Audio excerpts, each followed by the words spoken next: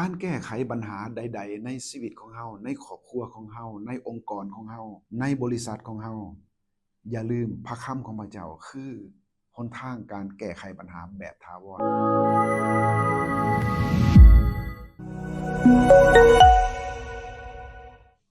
สวัสดีพี่น้องยินดีต้อนรับเข้าสู่รายการศึกษาพระคำของพระเจ้าส่วนตัวกับรายการวันฮบ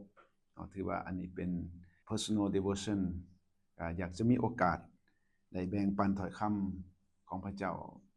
กับพี่น้องเป็นการศึกษาไปนำกันมื้อนี้พบกับขน้อยดาวิดหอบคอบจะนำพระคำของพระเจ้าในพระธรรมเอสราบทที่7ข้อที่10เป็นข้อพระคำที่เฮาคุ้นเคยขน้อยอนุญาตอ่านในพระธรรมเอสราพระธรรมของพระเจ้าบทที่7ข้อที่10ได้บันทึกไว้ว่าเอสราได้อุทิศชีวิตของตนศึกษาหำเฮียนกฎบัญญัติของพระเจ้ายาเวปฏิบัติตามกฎบัญญัตินั้นและได้สอนกฎบัญญัติและระเบียบการทั้งหมดให้แก่ประชาชนอิสราเอลอาเมนเนาะขอให้เฮาได้มีโอกาสได้อธิษฐานนำกันขอการทรงนำจากพระเจ้าพระบิดาเจ้าขอบคุณพระองค์สำหรับพระคำของพระองค์ขอบคุณสำหรับโอกาสพิเศษที่ได้ศึกษาถ้อยคำของพระองค์ขอให้ถ้อยคำนี้เป็นอาหารทิพย์ที่จะหล่อเลี้ยงชีวิตของหมู่ขน้อยทุกๆคนให้เติบใหญ่ขึ้นในพระองค์ขอพระวิญญาณบริสุทธิ์เจ้าเป็นผู้ทรงนำพาซอยหมู่ขน้อยให้เข้าใจจื้อจำได้และนำไปใส่ได้จึงภาวนาอธิษฐานอย่างนี้ในนามพระเยซูเจ้าอาเมนอันนี้ก็เป็นข้อพระคัมภีร์ที่บ่แม่นเรื่องใหม่สำหรับเฮาแต่ละคนที่ได้เคยศึกษาถ้อยคำของพระเจ้าแต่ว่าขาน้อยได้ประทับใจและก็ทุกครั้งที่ได้ศึกษาก็ได้รับพระพรก็จึงอยากจะนำมาแบ่งปันเพราะฉะนั้นก่อนที่สิไปลงไปในรายละเอียดขาน้อยก็อยากจะให้บริบทว่าก่อนที่จะมีเรื่องราวตอนนี้เนี่ยมันมีที่ไปที่มาจังได๋เนาะพี่น้องสิชื่อได้ว่าในยุคปลายๆของการปกครองในชนชาติยูดาห์นั้นบรรดากษัตริย์ทั้งหลายก็ได้หนีห่างจากถ้อยคำของพระเจ้าหนีห่างจากความยำเกรงพระเจ้าพวกเขาได้กราบไหว้สิ่งที่สร้างขึ้นมาเป็นรูปเคารพต่างๆและก็พวกเขาได้เฮ็ดตามใจตัวเองย้อนนั้นพระเจ้าจึงทรงเห็นว่าบาปกรรมของพวกเขาและเขาบ่ยอมกลับใจจึงได้อนุญาตให้ต่างชาติคือในยุคนั้นแม่นบาบิโลนมายึดพวกเขาไปเป็นเสลยอันนั้นมันเกิดขึ้นก่อนคศประมาณ609แล้วพระเจ้าได้ตัดผ่านเยเรมียาผู้รับใช้พระเจ้าว่าเขาจะไปเป็นทาสอยู่ให้ครบ70ปีแล้วพระเจ้าก็จะให้พวกเขาได้กลับคืนมาจากนั้นพวกเขาก็ถูกกวดไปเป็นเสลยในยุคของบาบิโลน70ปีต่อมาผู้ที่ครบ70ปีในปีประมาณก่อนคศ539อาณาจักรเปอร์เซียได้ยึดครองบาบิโลนและกษัตริย์องค์ทำอิฐของเปอร์เซียชื่อว่าไซรัสท่านได้รับการดลใจจากพระเจ้าและอนุญาตให้ชนชาติอิสราเอลกลับคืนมาสร้างบ้านแปลงเมืองกลุ่มทำอิฐที่กลับมานำพาโดยเซรุบาเบลและมหาปุโรหิตโยซวยพร้อมด้วยผู้เผยพระวจนะบางทานเช่นว่าฮักไกเซคาริยาเดินทางกลับมาพร้อมได้ประชาชนจำนวนหนึ่งประมาณ 4-50,000 คนหลังจากกลับมาแล้วพวกเพิ่นก็พากันสร้างพระวิหารสร้างแทนบูชาก็มีเวลาสร้างไปก็หยุดไประยะหนึ่งเนื่องจากว่ามีการฟ้องร้องแต่ก็มีอุปสรรคก็หยุดไปแล้วหลังจากนั้นพระเจ้าก็มาตัดผ่านผู้รับใช้พระเจ้าให้หนุนใจประชาชนหนุนใจบรรดาผู้นำแล้วก็พากันฟื้นฟูผนึกกำลังขึ้นมาแล้วก็ดำเนินการก่อสร้างไปจนสำเร็จและที่นี่เวลาผ่านไปหลายปีประมาณ 4-50 ปีและมีชายคนหนึ่งชื่อว่านี่แหละเอสรา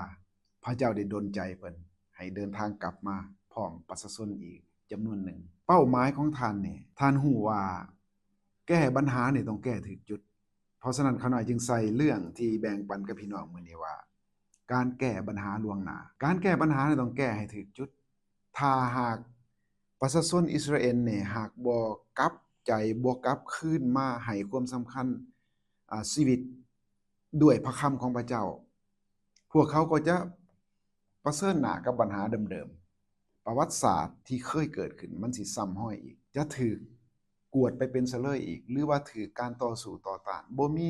สันติภาพบ่มีสันติสุขบ่มีความสงบบ่มีความเจริญรุ่งเรืองเพราะฉะนั้นหลังจากที่ ท่านเอสราเนี่ยในพระคัมภีร์ของพระเจ้าซึ่งเขาหน่อยได้อ่านไปเมื่อกี้นี่ได้บอกว่าเอสราได้อุทิศชีวิตของตนในการศึกษาพระคัมภีร์ของพระเจ้าอันนี้เป็นประเด็นที่หนึ่งที่อยากจะให้พี่น้องได้เอาใจใส่ว่าเอสราได้อุทิศชีวิตของเจ้าของคำว่าอุทิศนี่บ่แม่นว่าเป็นเรื่องง่ายๆแต่ว่าเป็นการได้ทุ่มเทเป็นการเสียสละเป็นการตั้งใจที่จะศึกษาถ้อยคำของพระเจ้าเพราะเห็นว่าเป็นเรื่องสำคัญถ้าชนชาติอิสราเอลหากบ่ใส่ใจในพระคัมภีร์ของพระเจ้าพวกเขาก็จะพ้อปัญหาคือเก่าอีกเพราะฉะนั้นท่านเอสรานี่มีความจำเป็นจะต้องไปฟื้นฟูให้ประชาชนอิสราเอลเนี่ยได้เห็นความสำคัญแล้วก็ได้ได้ดำเนินชีวิตในพระคัมภีร์ของพระเจ้ามันจังแก้ปัญหาแบบถาวรจังแก้ปัญหาแบบครบวงจรเพราะนั้นก่อนที่สิไปสอนท่านเองก็ได้อุทิศตนสำหรับการศึกษาเพราะฉะนั้นพี่น้องประเด็นนี้อยากจะให้ทั้งขน้อยเองและก็พี่น้องทั้งหลายได้ให้ความสำคัญพระคำของพระเจ้าเหมือนกับท่านเอสราเนี่ยได้ให้ความสำคัญและท่านเองได้อุทิศชีวิตของท่านในการศึกษามีความหูความเข้าใจเวลาท่านได้ศึกษาเลิกแล้วท่านพบว่านับตั้งแต่ประวัติศาสตร์มาย่ามใดที่ประชาชนอิสราเอลเนี่ยเขาเชื่อฟังพระเจ้าพระเจ้าก็อวยพรย่ามใดที่พวกเขาห่างเหินจากพระคำของพระเจ้าพวกเขาก็ถูกภัยพิบัติเกิดขึ้นอันนี้ท่านเอสราได้ศึกษาค้นคว้าและท่านพบสิ่งเหล่านี้เกิดขึ้นในประวัติศาสตร์ก่อนหน้านี้ย้อนนั้นท่านเองจึงว่าโอ้นี่เป็นวิธีการแก้ไขแบบถาวรก็คือต้องสอนพระคำของพระเจ้าแต่ว่าก่อนที่ท่านจะไปสอนเนี่ยท่านศึกษาก่อนนะอันนี้เป็นอันที่หนึ่งอันที่สองมันเนี่ยในวรรคที่สองถัดไปปฏิบัติตามกฎบัญญัตินั้นประเด็นถัดมาก็คือว่าท่านเอสรานี่บ่แม่นว่าเฮียนเพื่อที่สิไปสอนบางเทื่อเฮานี่มีแต่อยากไปสอนผู้อื่นอยากไปสอนผู้อื่นแต่ว่าเจ้าของนี่บ่ปฏิบัติตามเพราะนั้นท่านเองเริ่มต้นจากการเฮียนหลังจากการเฮียนฮู้เข้าใจแล้วต้องปฏิบัติตามมีภาษาอังกฤษที่เป็นที่คุ้นเคยกันคำหนึ่งเพิ่นว่า talk your walk and walk your talk คือหมายถึงว่าเฮ็ดในสิ่งที่เว้าและเว้าในสิ่งที่เฮ็ดท่านเอสราเนี่ยได้ศึกษาหำเฮียนรู้จักแล้วและท่านเองก็ปฏิบัติตามท่านอุทิศชีวิตในการปฏิบัติตามดำเนินชีวิตในพระคำของพระเจ้าถ้าพระคำของพระเจ้าบอกว่าหือก็คือหือถ้าพระคำของพระเจ้าว่าซ้ายก็คือซ้ายขวาก็คือขวาคือหมายถึงว่าท่านเองพยายามที่จะให้ตัวเองเนี่ยเข้ามาอยู่ในวินัยในและก็ตั้งใจในการปฏิบัติตามถ้อยคำของพระเจ้าตอนนั้นบ่ได้มีกล่าวถึงการทรงนำพาโดยพระวิญญาณบริสุทธิ์เจ้าเฉพาะเจาะจงคือเฮาซุมื้อนี้เนี่ยแฮงได้เปรียบกว่าท่านเอสราเมื่อเฮามีความตั้งใจแต่เฮามีความอ่อนแอองค์พระวิญญาณบริสุทธิ์เจ้าก็จะซอยเฮาขอแต่ว่าเฮามีความตั้งใจอยากดำเนินชีวิตในถ้อยคำของพระเจ้าบ่เอาละประเด็นที่3บัดนี้วรรคสุดท้ายและท่านเอสราก็ได้สอนกฎบัญญัติและระเบียบการทั้งหมดระเบียบการทั้งหมดให้แก่ประชาชนอิสราเอลเพราะฉะนั้นขบวนการที่ท่านเอสราเห็นว่าเป็นขบวนการแก้ไขปัญหาล่วงหน้าแบบถาวรแบบครบวงจรคือพระคำของพระเจ้าท่านเองจึงได้เลี่ยงลำดับในการดำเนินชีวิตกับพระคำด้วยการศึกษาถ้อยคำของพระเจ้าดำเนินชีวิตในถ้อยคำของพระเจ้าและนำถ้อยคำของพระเจ้าไปแบ่งปันไปซิดสอนอยู่ในนี้เพิ่นบอกว่าซิดสอนกับประชาชนอิสราเอลเฮาก็สามารถที่จะประยุกต์ใส่ได้อยู่ในครอบครัวของเฮาซิดสอนเฮาเองนี่แหละด้วยพระคำของพระเจ้าซิดสอนลูกๆในครอบครัวของเฮาซิดสอนคนที่เฮารักอยู่ใกล้ตัว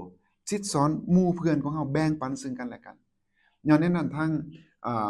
One Hope Devotion นี่จึงได้ออกแบบรายการนี่เพื่อเป็นการสุขอยู่ส่งเสริมให้พี่น้องได้มีส่วนร่วมในการศึกษาพระคำโดยการผ่านบรรดาอาจารย์ผู้รับใช้พระเจ้าหลายๆท่านพี่น้องทั้งหลายมื้อนี้ขน้อยก็อยากจะจบด้วยคำสรุปจังซี่ว่าการแก้ไขปัญหาใดๆในชีวิตของเฮาในครอบครัวของเฮาในองค์กรของเฮาในบริษัทของเฮาอย่าลืมพระคำของพระเจ้าคือหนทางการแก้ไขปัญหาแบบถาวรแบบครบวงจรครบองค์ประกอบครบทุกมิติแต่ว่าก่อนที่สิไปถึงจุดนั้นเอสราได้วางแบบอย่างไว้กับเฮาคือท่านเองได้ตั้งใจศึกษาตั้งใจดำเนินชีวิตกับพระค